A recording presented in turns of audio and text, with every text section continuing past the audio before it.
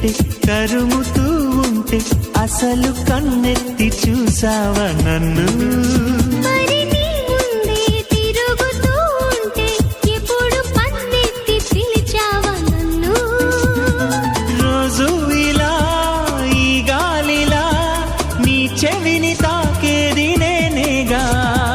మామూలుగా మాట్లాడక ఈ గాలి గోలికి చిత్రంగా కలుసుకో త్వరగా కలలు నిజమవగా.